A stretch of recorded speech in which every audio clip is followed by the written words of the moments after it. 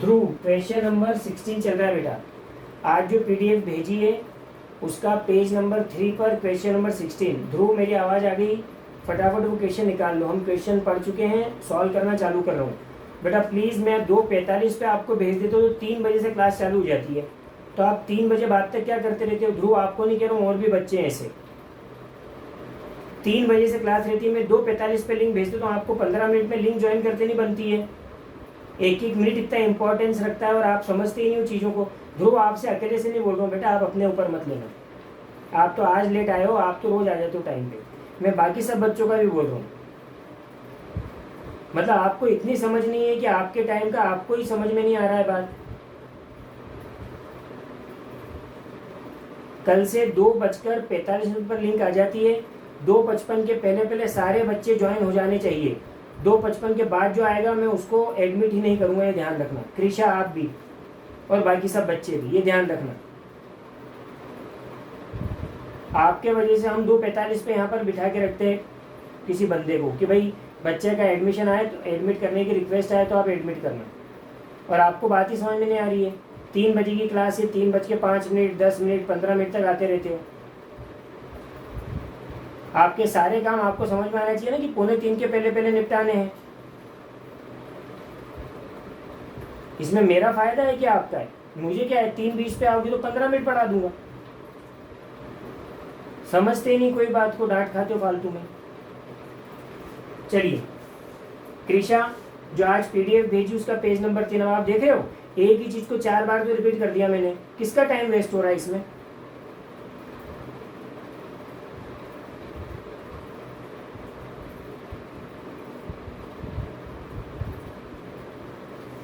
चलिए Krisha, page number 3 आज जो पीडीएफ भेजी उसका क्वेश्चन नंबर 16 पर आ जाओ बेटा फटाफट।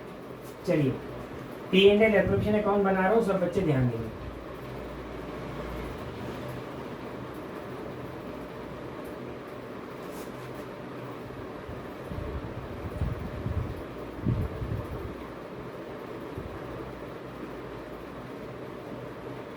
देखो, आप एग्जाम में जैसे सॉल्व करना है वो बता रहा हूँ पूरा, है ना। Heading profit and loss appropriation account, चूंकि ये भी अकाउंट ईयर एंड में बनता है तो उसके बाद लिखा जाएगा नीचे फॉर द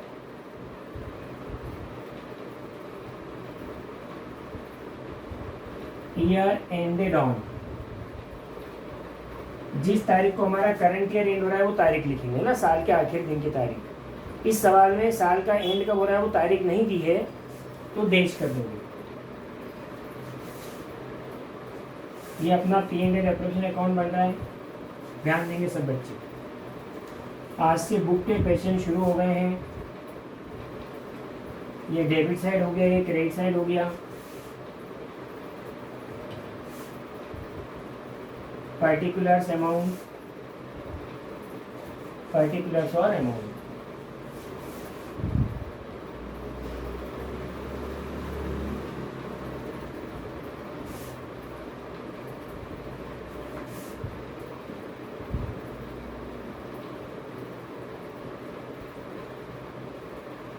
चलो सब बच्चे ध्यान देंगे। P&L एप्रोप्रिएशन अकाउंट जो बनता है उसका क्या रीज़न है, हमने पूरा बेसिक पढ़ा है। क्या रीज़न है कि भाई P&L का जो नेट प्रॉफिट है, इसके पहले P&L अकाउंट बन चुका होगा। हाँ, 31 मार्च 2020 दिए, वेरी गुड बेटा, थैंक यू।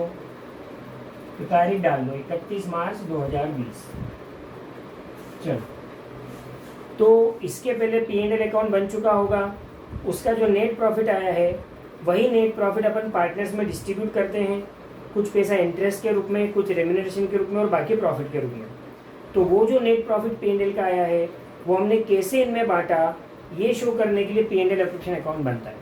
तो सबसे पहला काम आपका क्या रहेगा कि सवाल में जाकर P&L का जो नेट प्रॉफिट आपको सवाल में दिया होगा वो देखो कितना है और उसको इधर क्रेडिट में ट्रांसफर कर दो। जल्दी से देखकर बताओ मुझे, सवाल में P&L का नेट प्रॉफिट कितना दिया है? जल्दी देखो फटाफट, P&L का नेट प्रॉफिट कितना दिया है, फटाफट बताओ। ठीक है, 90,575 रुपये। ठीक है, चलिए ये इसको यहाँ लिख दो क्रेडिट में। लिखेंगे कैसे? बाय नेट प्रॉफिट, कहाँ से आया? ट्रांसफर फ्रॉम कहाँ से आ रहा है? प्रॉफिट एंड लॉस अकाउंट, तो transfer from P and L account 90575। ठीक है। अब बेटा ध्यान देना, एग्जाम में अपने को टाइम भी बचाना है, तो P and L appropriation account में मात्र कितनी चीज आती है? एक तो पी एंड एल का नेट प्रॉफिट यहाँ आ गया है ना, इसके अलावा दो तरह के खर्चे डेबिट में आते हैं। एक फर्म मतलब हम जो पार्टनर्स को उनकी कैपिटल पर इंटरेस्ट देते हैं, मतलब इंटरेस्ट ऑन कैपिटल हमारे लिए खर्चा है, तो वो आएगा यहाँ। एक हम पार्टनर्स को जो रेम्यूनरेशन देते हैं सैलरी बोनस कमीशन के रूप में, वो खर्चा आएगा यहाँ। एक इनकम जो उन्होंने ड्राइंग्स करी उस पर इंटरेस्ट अपन लेते हैं, तो इंटरेस्ट ऑन ड्राइंग हमारी इनकम है, अगर हो तो वो यहाँ आएगी, बराबर है। तो दो खर्चे और एक इनकम, फिर क्रेडिट माइनस डेबिट जो आएगा डिफरेंस डिविजिबल प्रॉफिट है, वो पार्टनर्स में बांटना है। तो बस सवाल में पी&एल का नेट प्रॉफिट उठा के यहाँ देखो और फिर सवाल शुरू से पढ़ने लग जाओ। आपको आईओसी दिया हो तो यहाँ लिख दो, रेम्यूनरेशन दिया है तो यहाँ लिख दो, इंटरेस्ट ऑन ड्राइंग दिया है तो यहाँ लिख दो, टोटल कर दो, जो भी आए डिफरेंस डिविजिबल प्रॉफिट होगा वो पार्टनर्स में डिस्ट्रीब्यूट कर दो उनके प्रॉफिट शेयरिंग रेशो। तो एग्जाम में अपने को ये पता है कि भाई यहाँ 3-4 चीज़ें आती है, तो फटाफट पी&एल का नेट प्रॉफिट लिखने के बाद वो ढूंढो, यहाँ लिखो, टोटल करो और सवाल करो। ठीक है, एग्जाम में टाइम बचाने का तरीका। चलिए क्या क्या है पहले देखो, सवाल शुरू से पढ़ रहा हूँ। प्रेम और मनोज पार्टनर्स हैं, रेशियो 3:2 का है, तो रेशियो तो काम आएगा कब? जब प्रॉफिट डिस्ट्रीब्यूट करेंगे एंड में। ठीक है। The partnership deed provided that Prem was to be paid salary of ₹2500 per month. Partnership deed में लिखा है कि फर्म द्वारा प्रेम को 2500 रुपये महीना सैलरी दी जाएगी। तो पार्टनर्स को सैलरी दे रहे हैं, रेम्यूनरेशन है, फर्म का खर्चा है, कहाँ जाएगा? पी&एल एप्रोप्रिएशन अकाउंट के डेबिट में। 2, जिस पार्टनर को दे रहे उसका नाम लिखोगे, 2 प्रेम्स सैलरी। कितनी दे रहे हैं अपन? 2500 रुपये महीना, एक महीने की 2500, तो पूरा साल हो गया है अभी तो 2500 इंटू 12, 30,000 रुपये सैलरी होगी इसकी। चलिए आगे और क्या है देखो।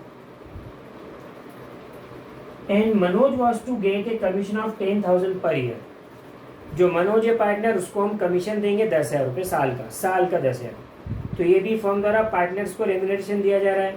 मैंने बोला था रेम्यूनरेशन सैलरी बोनस कमीशन किसी भी नाम से आ सकता है, ये ध्यान रखना। तो कमीशन के रूप में दे रहे हैं मनोज को, तो लिखिए टू मनोज कमीशन।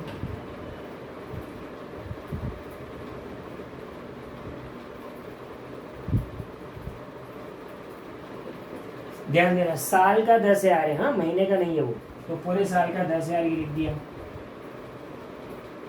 आगे देखो,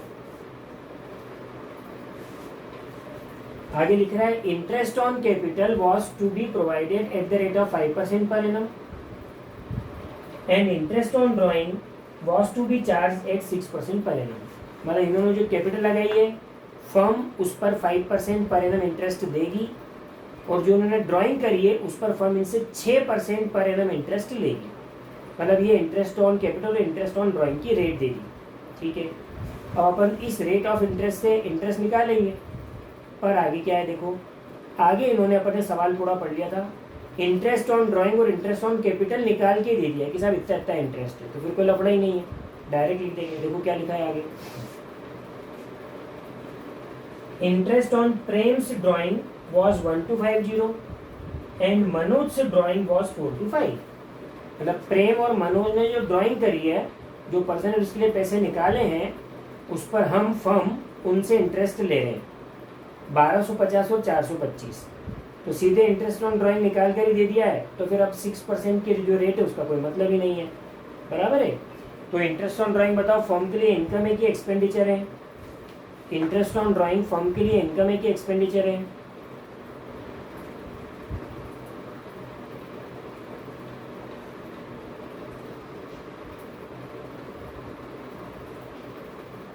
इनकम है। इनकम है तो कहाँ आएगी? पी&एल एप्रोप्रिएशन अकाउंट के क्रेडिट में। लिख दो बाय इंटरेस्ट ऑन ड्राइंग। देखो आप शो कैसे करना है वो बता रहा हूँ। Bye interest on drawing, inner column में जो दोनों से अलग अलग लिए वो लिखोगे। प्रेम से ले रहे हैं हम 1250 और मनोज से लिया है 425।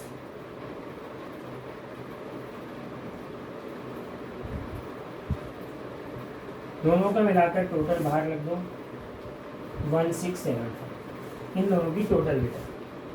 ठीक है, और आगे फिर दे दिया interest on capital of the partners were 10,000 and 7,500, अर्थात उनकी कैपिटल पर जो इंटरेस्ट हमें देना है वो भी 10,000 और 7,500 रुपये निकाल के दे दिया। बताओ इंटरेस्ट ऑन कैपिटल फर्म के लिए एक्सपेंस है कि इनकम है? कहाँ आएगा ये फिर? P&L एप्रोप्रिएशन अकाउंट में बोलो।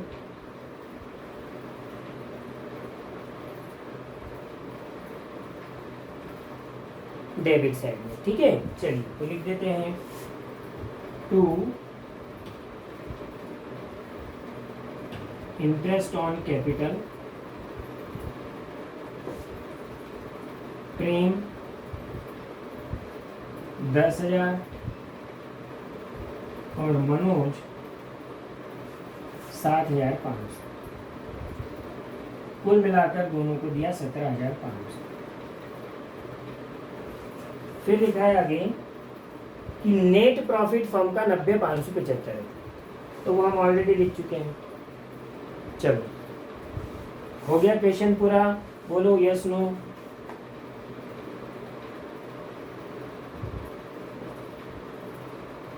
बोलो क्वेश्चन पूरा हुआ? अंशुर खुशी कह रहे नहीं हुआ। हाँ, मतलब बस डिविजिबल प्रॉफिट बचा है, बाकी जो लिखने की चीजें थी वो लिख दी थी कि नहीं, लिख दी कि नहीं बताओ? जो लिखने की चीजें वो तो लिख दी अपन ने, बस अब तो टोटल करना है, डिविजिबल प्रॉफिट आ जाएगा। अंश पटेल और आदित्य गहलोत, बेटा आज आपका फर्स्ट डे है, समझ में आ गया क्वेश्चन P&L एप्रोप्रिएशन अकाउंट कैसे बन रहा है? दोनों बच्चे जवाब दो।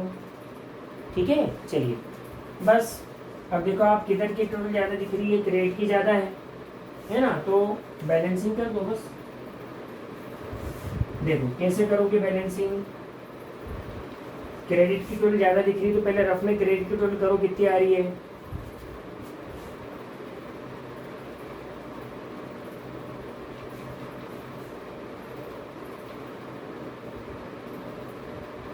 देखो बेटा क्रेडिट की टोटल है 92,250, 92,250 क्रेडिट की टोटल है ना? और डेबिट की है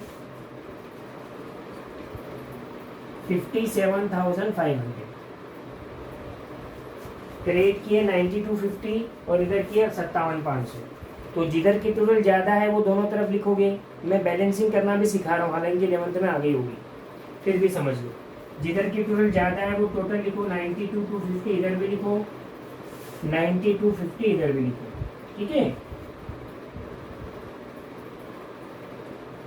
फिर इधर की टोटल ज़्यादा इधर की कम है, तो इसमें से इसको घटाकर जो डिफरेंस है वो जिधर की टोटल कम है उस साइड लिख दो, वो बैलेंस हो जाएगा। तो 92,250 में से 57,500 घटाओ, कितना आ रहा है?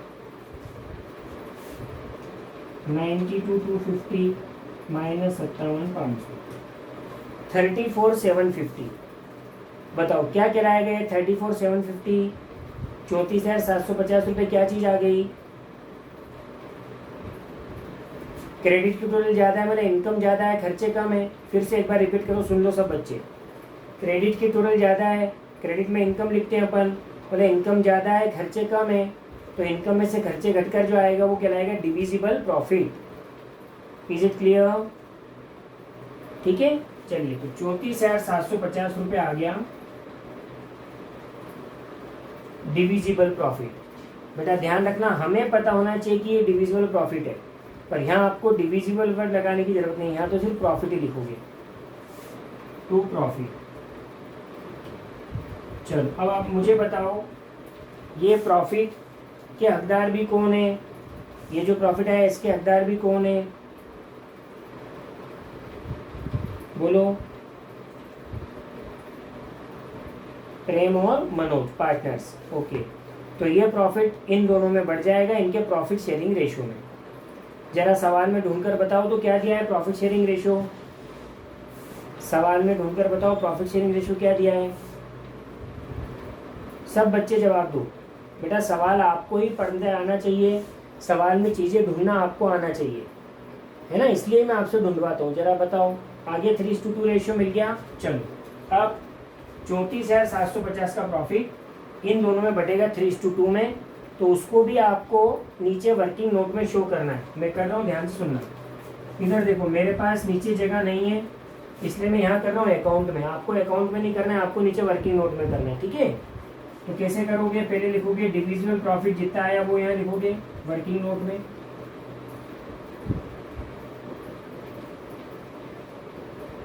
फिर इनका जो रेशियो है, प्रेम और मनोज दोनों का नाम लिखोगे, उनका रेशियो लिखोगे 3:2। अब ये 34,750 को इन दोनों में 3:2 में बांट देंगे। तो प्रेम के लिए आएगा, देखो आप ध्यान सुनना, ये रेशियो में बांटना नहीं आता, वो भी सीख लो अभी कैसे बढ़ता है।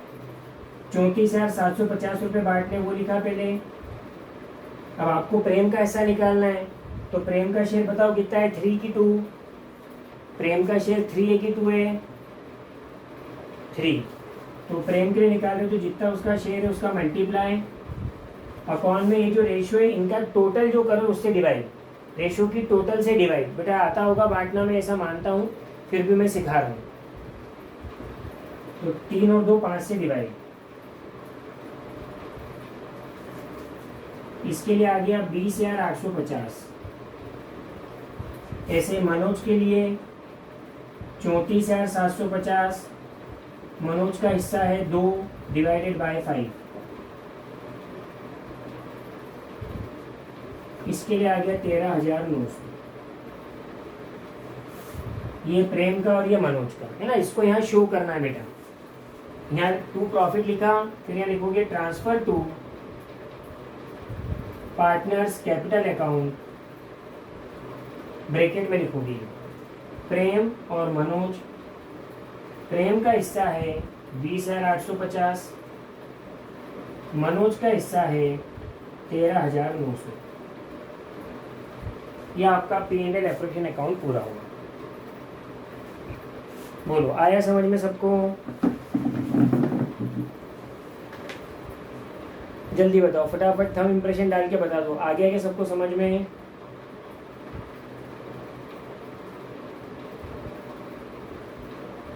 चलो अच्छा, कुछ डाउट है किसी को? डाउट है? अगर नहीं है तो एन लिख दो फटाफट।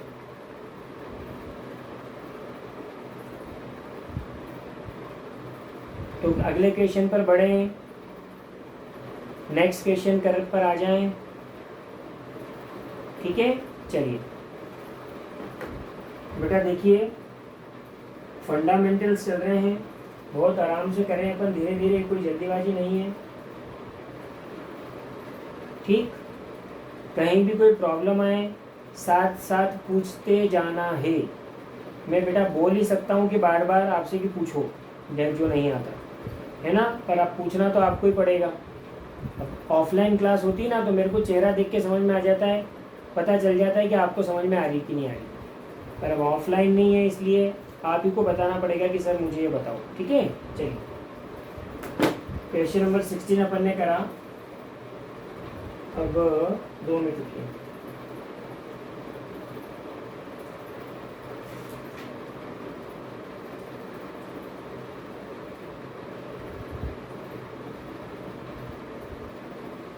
देखो क्वेश्चन नंबर 13 पर आना जरा।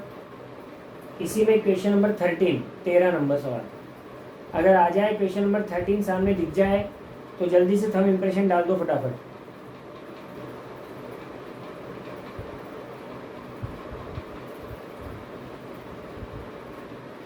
चलिए 4-5 बच्चों के आगे, मतलब सबका आगे आगे। 13 क्वेश्चन पढ़ रहा हूँ मैं, आपके लिए होमवर्क रहेगा। क्या लिख रहे हैं? A and B are partners. A's capital is 1 lakh and B's capital is 60,000। इतनी बेटा उनकी कैपिटल है। अब ध्यान से सुनना, क्या इसको पढ़ के ऐसा पता चल रहा है क्या कि ये ओपनिंग कैपिटल है कि क्लोजिंग कैपिटल है? बताओ जल्दी से। 1,60,000 रुपये कैपिटल दिए। अब ये कैपिटल साल के पहले दिन थी, ओपनिंग है, कि साल के आखिर दिन है, क्लोजिंग है? ये कुछ लिखा है क्या, पता चल रहा है क्या? बोलो पता चल रहा है क्या?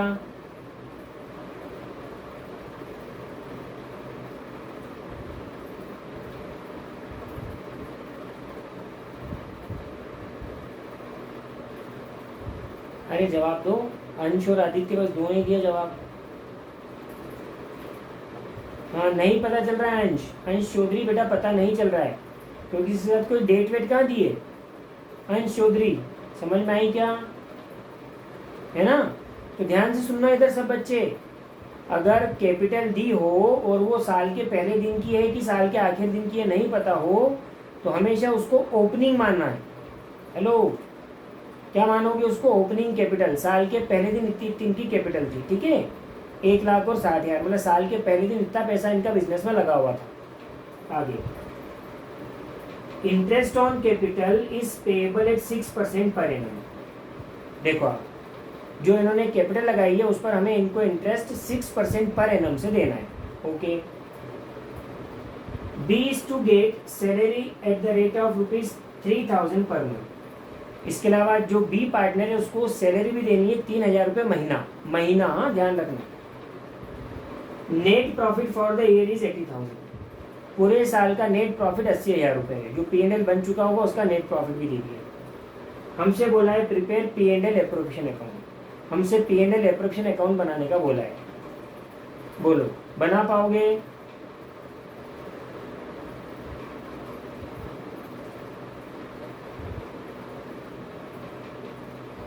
देखो, जो इनकी कैपिटल दे रखी है ना 1,60,000 रुपये, इस पर हमें इंटरेस्ट निकालना पड़ेगा। कितने परसेंट से? 6% से, है ना? तो क्या सीखा था अपन ने इंटरेस्ट ऑन कैपिटल के लिए कि हमेशा ओपनिंग कैपिटल पर निकाला जाएगा। ओपनिंग कैपिटल पर निकाला जाएगा IOC पर। अगर साल के दौरान ड्यूरिंग द ईयर अगर कैपिटल इंट्रोड्यूस या विड्रॉ करी होगी तो उस पर ध्यान देना पड़ेगा। बताओ, क्या कोई कैपिटल इंट्रोड्यूस या विड्रॉ करी क्या? क्या कोई कैपिटल इंट्रोड्यूस या विड्रॉ करी क्या? नहीं करी। आया समझ में? तो बस ओपनिंग कैपिटल 1,60,000 है, उस पर 6% से साल भर का निकाल देना। 1,00,000 का 6% 6,000 आ जाएगा, 60,000 का 6% 3,600 रुपये आ जाएगा। ये इंटरेस्ट ऑन कैपिटल हो जाएगा इनका। बोलो, कर लोगे सवाल? जल्दी बोल दो एक बार और फटाफट, यस नो।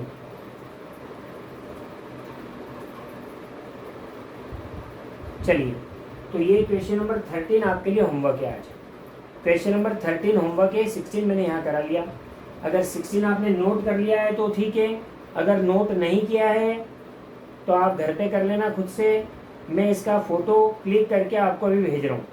हालांकि ये फ़ोटो क्लिक करके भेजना अब हमेशा नहीं होगा, शुरू के क्वेश्चन हैं इसलिए 1-2 की भेज दूंगा। बाकी आपको खुद से घर पे करते आना चाहिए सवाल, इसलिए आगे से भेजूंगा नहीं। अभी शुरू के कुछ क्वेश्चन में कर दे रहा हूँ ऐसा, ठीक है? 2 मिनट रुकिएगा।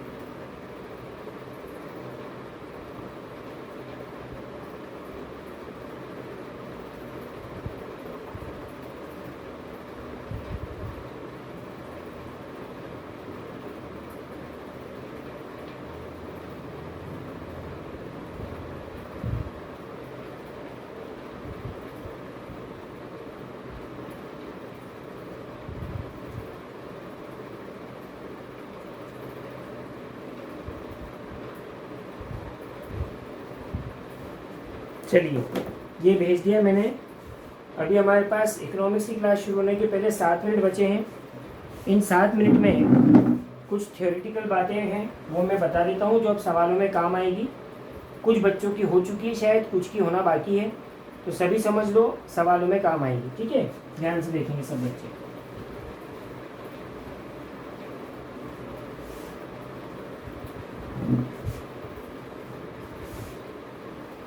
चलो ध्यान देना बेटा इधर देखो। एक होती है पार्टनरशिप डीड,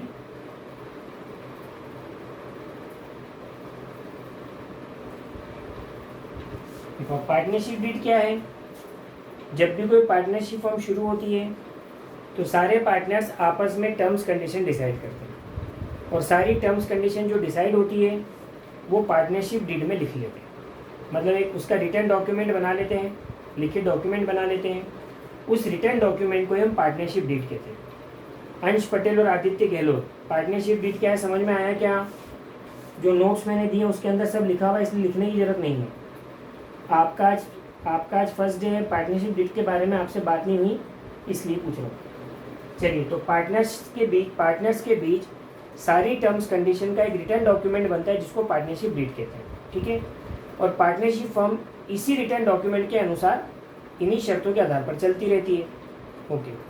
पर ध्यान सुनना कि अगर कोई पार्टनरशिप फर्म बन गई और पार्टनरशिप डीड उन्होंने नहीं बने, जैसे ABC ने पार्टनरशिप फर्म बना ली और पार्टनरशिप डीड बनाना भूल गए या पार्टनरशिप डीड जानबूझकर नहीं बने, मतलब टर्म्स कंडीशन डिसाइड नहीं करी, ठीक है। तो ध्यान देना, अगर आपस में टर्म्स कंडीशन डिसाइड नहीं होती है और आगे चल के किसी बात को लेकर डिस्प्यूट होता है तो वो डिस्प्यूट का सुलझारा, ध्यान सुनना, इंडियन पार्टनरशिप एक्ट 1932 के अनुसार होगा। इंडियन पार्टनरशिप एक्ट 1932 में हमारे देश में पार्टनरशिप से रिलेटेड एक कानून बना था। अगर इन्होंने आपस में टर्म्स कंडीशन डिसाइड नहीं करी होती हैं तो फिर इंडियन पार्टनरशिप एक्ट, इस कानून में जो लिखा हुआ है उस कानून के हिसाब से जो भी डिस्प्यूट होता है उसका सुलझारा किया जाता है। पहले ये बात समझ में आ गई कि नहीं? जल्दी बोलो फटाफट। हेलो, आ गई समझ में? अब ध्यान से सुनना, अब इम्पोर्टेंट बातें ध्यान से सुनना। कुछ विशेष बातों के लिए ध्यान सुनना। अगर पार्टनरशिप डीड साइलेंट है, मतलब पार्टनरशिप डीड में कुछ भी लिखा हुआ नहीं है, तो फिर पार्टनरशिप एक्ट क्या कहता है ये आपको याद रखना है। तो इसके लिए मैं यहाँ बता रहा हूँ कुछ विशेष बातें हैं, देखो आप ध्यान से सुनना। पहली, प्रॉफिट शेयरिंग रेशियो।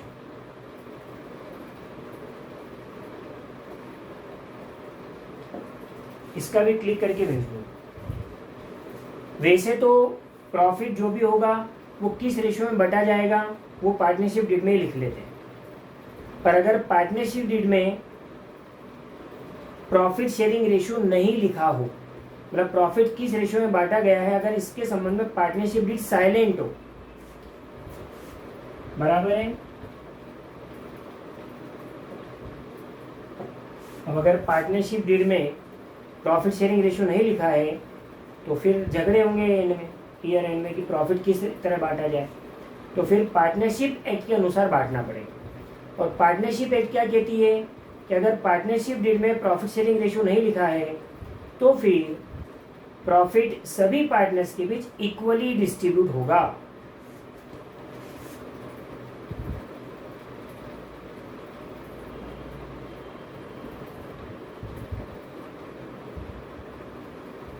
चलो, पहली बात समझ में आ गई सबको? जल्दी बोलो फटाफट, यस नो। जल्दी बेटा, 3:43 हो गए, 2 मिनट में मेरे को 4-5 पॉइंट बताने, जल्दी बोलो, ठीक है? बढ़े आगे, जल्दी। ठीक, अगली चीज, इंटरेस्ट ऑन कैपिटल। पार्टनर्स ने जो कैपिटल लगाई है उस पर इंटरेस्ट दिया जाता है, ठीक है। पर ध्यान देना, इंटरेस्ट ऑन कैपिटल देना या नहीं देना, पार्टनर्स ने जो कैपिटल लगाई है उस पर इंटरेस्ट देना या नहीं देना, ये डिपेंड करता है पार्टनरशिप डीड पे। अगर पार्टनरशिप डीड में लिखा हो कि इंटरेस्ट ऑन कैपिटल देंगे तो ही दे सकते, अदरवाइज नहीं दे सकते। अदरवाइज नहीं दे सकते मतलब क्या कि अगर आईओसी के बारे में भी पार्टनरशिप डीड साइलेंट है, पार्टनरशिप डीड में कुछ नहीं लगा, तो फिर इंडियन पार्टनरशिप एक्ट कहता है कि अगर आईओसी के बारे में पार्टनरशिप डीड साइलेंट है तो पार्टनर्स ने जो कैपिटल लगाई है उस कैपिटल पर उन्हें कोई इंटरेस्ट नहीं दे सकते हो, कोई इंटरेस्ट नहीं दे सकते हो। अगर पार्टनरशिप डीड में लिखा होगा कि आईओसी देना है तो ही दे सकते हो, अदरवाइज नहीं दे सकते, ठीक है? नो आईओसी, ठीक है। इसी तरह से रेम्यूनरेशन टू पार्टनर,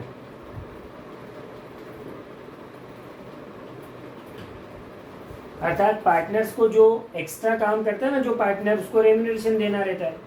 तो अगर किसी पार्टनर को रेम्यूनरेशन दिया जाना है तो ये बात भी पार्टनरशिप डीड में लिखी होनी चाहिए कि भाई जैसे ए एक्स्ट्रा काम करेगा तो उसको इतने रुपए सैलरी मिलेगी, ऐसा पार्टनरशिप डीड में लिखा होना चाहिए। अगर पार्टनरशिप डीड रेम्यूनरेशन के बारे में साइलेंट है, नहीं बोला है कुछ, तो फिर किसी भी पार्टनर को रेम्यूनरेशन भी दिया जा सकता नहीं है। इंडियन पार्टनरशिप एक्ट कहता है कि कोई रेम्यूनरेशन नहीं मिलेगा, नो रेम्यूनरेशन। चौथा पॉइंट, इंटरेस्ट ऑन ड्राइंग्स। ध्यान से सुनना बच्चों, इंटरेस्ट ऑन ड्राइंग। पार्टनर्स ने जो ड्राइंग करी है उस पर फर्म इनसे इंटरेस्ट चार्ज करती है ना। तो इन्होंने जो ड्राइंग करी है उस पर इंटरेस्ट अगर चार्ज किया जाना है तो वो चीज पार्टनरशिप डीड में लिखी होनी चाहिए कि भाई इतने % से आईओडी लेंगे। अगर आईओडी के बारे में भी पार्टनरशिप डीड साइलेंट है तो इंडियन पार्टनरशिप एक्ट कहता है कि फिर हम उनके ड्राइंग्स पर उनसे कोई इंटरेस्ट नहीं ले सकते हैं, कोई इंटरेस्ट नहीं ले सकते हैं, ये ध्यान रखना। आईओडी भी तभी होगा जब पार्टनरशिप डीड में लिखा हो। अगर आईओडी के बारे में पार्टनरशिप साइलेंट है, डीड साइलेंट है, तो फिर आईओडी भी चार्ज किया जा सकता नहीं है, नो आईओडी। ठीक है। आखिरी बात, इंटरेस्ट ऑन लोन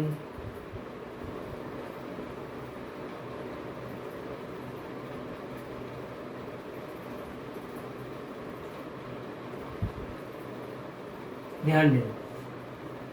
इंपॉर्टेंट बात है बेटा, बहुत ही सबसे ज्यादा इंपॉर्टेंट यही है, ध्यान सुनिए। हम पार्टनरशिप फर्म है, ओके। कभी कभी क्या होता है कि पार्टनरशिप फर्म को पैसे की जरूरत पड़ती है, तो हो सकता है कि पार्टनरशिप फर्म पार्टनर से लोन ले ले, जैसे बैंक से लोन लेते हैं ना हम, तो वैसे ये भी हो सकता है कि पार्टनरशिप फर्म पार्टनर से ही लोन ले ले। कि एबीसी की पार्टनरशिप फर्म है, फर्म को जरूरत पड़ी पैसे की, तो फर्म ने ए से लोन ले लिया या बी से लोन ले लिया या सी से लोन ले लिया। पहले मैं कौन से लोन की बात कर रहा हूँ, ये क्लियर हुआ कि नहीं आपको? जो फर्म ने पार्टनर से लोन लिया है उसकी बात चल रही है, क्लियर है?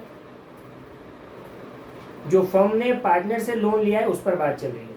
अब ध्यान सुनना, फर्म ने अगर पार्टनर से लोन लिया होगा, अगर हम किसी से लोन लेंगे तो बताओ हमें इंटरेस्ट देना पड़ता है कि नहीं उसे, है ना? अब ध्यान सुनना, फर्म है, हमने पार्टनर से लोन लिया, अब उस लोन पर कितना % इंटरेस्ट देना है, ध्यान देना, कितना % इंटरेस्ट देना है, इसके बारे में पार्टनरशिप डीड साइलेंट है। इंटरेस्ट देना तो है पर कितना % देना है ये पार्टनरशिप डीड में लिखने से रह गया। मतलब रेट ऑफ इंटरेस्ट के बारे में पार्टनरशिप डीड साइलेंट हो। बात समझ में आ गई है? हमने पार्टनर से लोन लिया, उस लोन पर हम कितना इंटरेस्ट देंगे, इसके बारे में, इस रेट के बारे में पार्टनरशिप डीड में कुछ नहीं लिखा है। तो फिर पार्टनरशिप एक्ट कहती है कि ऐसी स्थिति में 6% पर एनम से इंटरेस्ट दिया जाएगा, 6% पर एनम की रेट से इंटरेस्ट दिया जाएगा। ये बात समझ में आ गई सबको? आखिरी वाली भी जल्दी बोलो, आखिरी वाली बात समझ में आई बच्चों सबको? ठीक है, चलिए तो मैं इसका भी फोटो क्लिक कर रहा हूँ और आपको उस पर भेज दूंगा।